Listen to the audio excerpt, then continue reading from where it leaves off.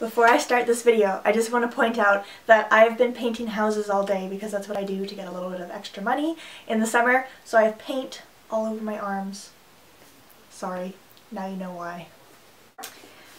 Hello! Welcome to the 5th lesson. So you've learned how to set up the violin, how to tune it, all that good stuff.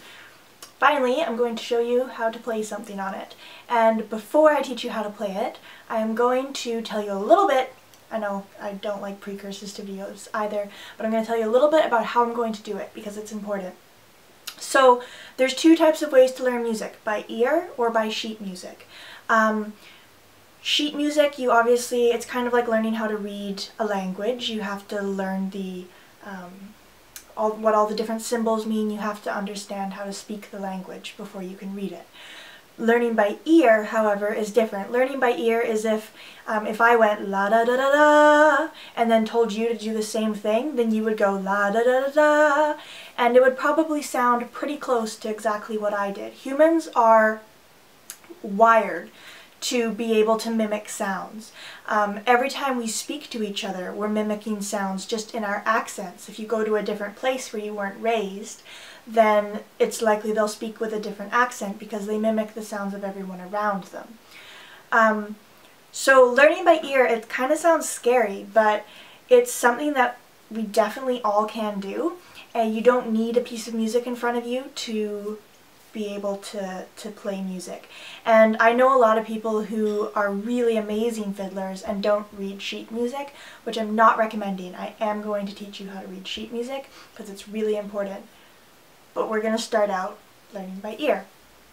The song that I'm going to teach you today is called Open String Blues. It's the very first fiddle song that I ever learned. It's the very first fiddle song that a lot of fiddlers ever learned. And it's basically just to get you familiar with drawing the bow across the strings. Before I teach it to you, have a listen to it. I've put a link to a video of it in the description box below. So have a listen to it first.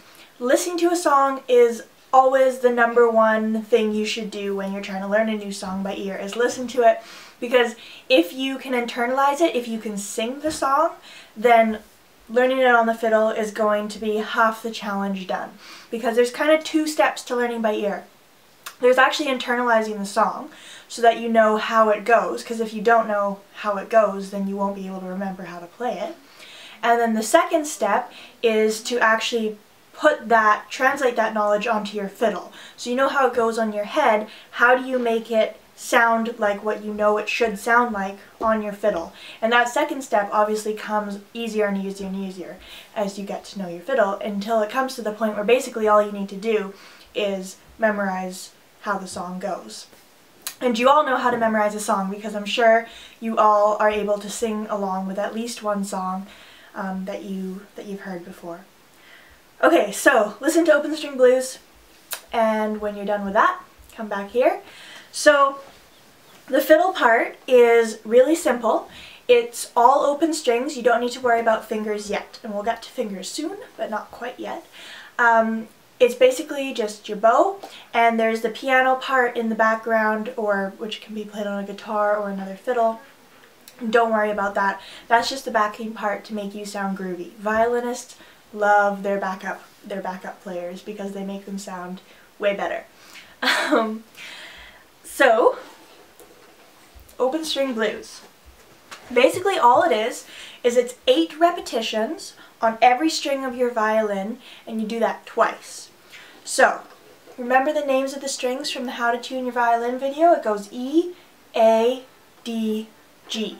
And that's a really important thing to remember. So do what you need to do to remember that. Sometimes fiddlers will put little circular stickers underneath each string on their fingerboard and write the letter name of the string underneath them. So then they can quickly look down and refer to the name of the string. But if you can memorize it, all the better. So E, A, D, and G. So we're going to start out on the E string, and we're going to do nice 8 long, nice bows on the E string. Okay, so it goes like this. 1, 2, 3, 4, 5, 6, 7, 8. Just like that.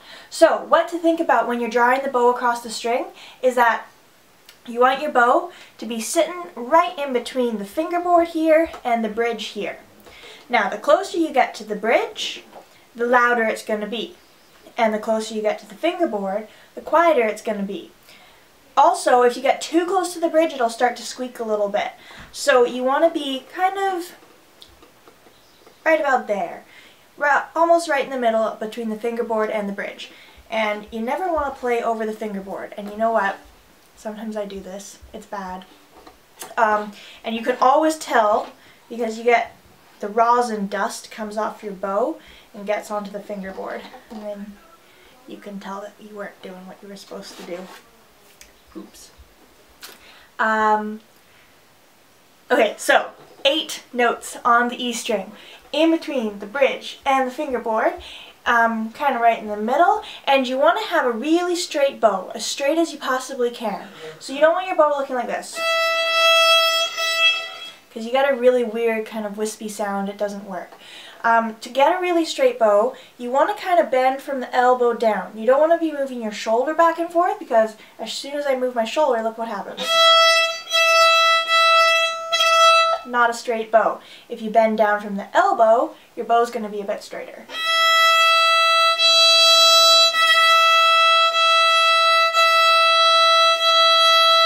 Okay? The bow hair, you want tilted on a little bit of an angle towards you. So you want the bow hair facing a little bit more towards you than the bow stick, or you want the bow stick to be right on top of the bow. Now, this will change depending on how much power you want in your sound.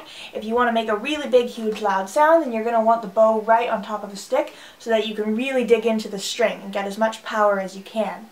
If you are looking for a bit of a quieter sound, you're going to want to tilt the bow over just a little bit, and not so much that you're going to hit the strings with the stick, obviously, because that gives you this weird wispy sound.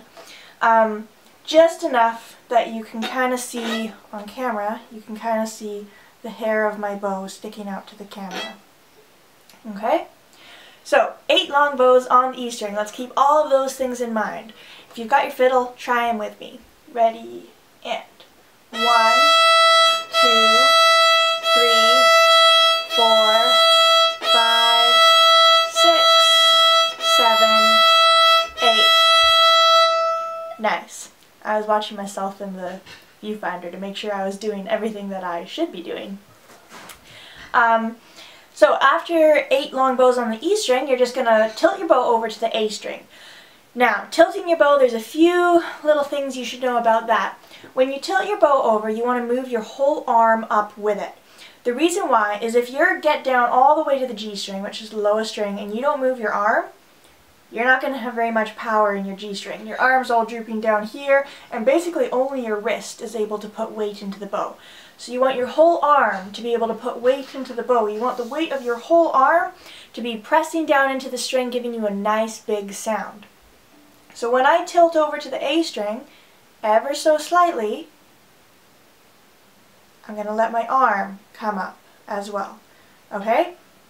It's kind of like you're a chicken or something, I don't know, waving your arm about all the time. 8 long bows on the A string. Let's give it a try together.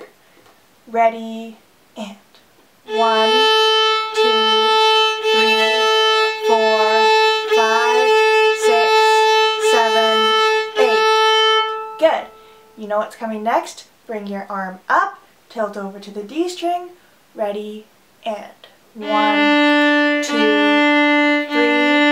4, 5, 6, 7, 8. Keep your bow straight, your hair facing you a little bit. Bring your arm up some more. We're going to tilt over to the G string. Ready, and 1, 2,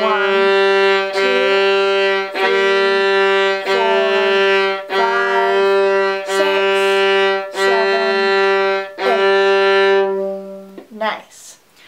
And then you're just going to bring your arm all the way back down. So big, huge moving. You're from the G string, you're going over to the E string, and then you're going to do the same thing again. So it just repeats twice. And we just call that a repeat, which makes sense. It's not one of those weird violin terms. It actually makes sense for once. And we're going to do the whole thing again. So let's try the whole thing without stopping. Try it with me. Ready, and 1, 2, 3, 4, 5, 6, 7, 8. A string. 1, 2, 3,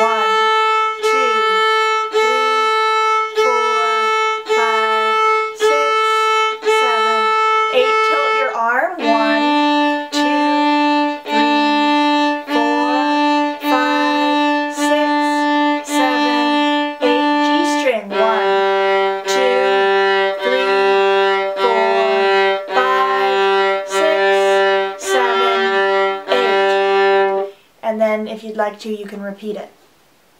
So what you should do is use this song as a way to really work on your bowing. Bowing is so hard. Seriously, I'm still working on it endlessly. Getting the sound you want is ridiculously difficult. The pressure that you put on your bow, what you might notice is that when you're down near the frog, the bottom of your bow, right? When you're down near the frog, you have to put less pressure on your bow from your arm because it's heavier here. It's naturally heavier here. As you extend out to the tip, you need to put more pressure on your bow. So you're constantly adjusting the pressure. You're constantly making sure that your bow is going in a straight line and that you're getting a good sound. Fortunately, it is an auditory practice, so we can hear when we're doing something wrong and when we're doing something right. The cleaner, most steady sound is always the better one. So if that's what you're, if you want to listen for how well you're doing, listen for that. How steady is your sound? Okay, so I think that's it for this little lesson. I know it's been a bit of a longer one, but this stuff is absolutely crucial to learn how to play the violin. What I suggest for you to do now is go and listen to that recording that I posted a link to and play along with the recording, because I know this song is kind of boring when you're playing it by yourself, but if you play it along with the recording, then you have the backup part that will make you sound 10 times better, which is always nice. So do that, practice, work hard. Any questions, as always, please do ask me in the comments and I'll make sure to get back to you. Thank you. Bye.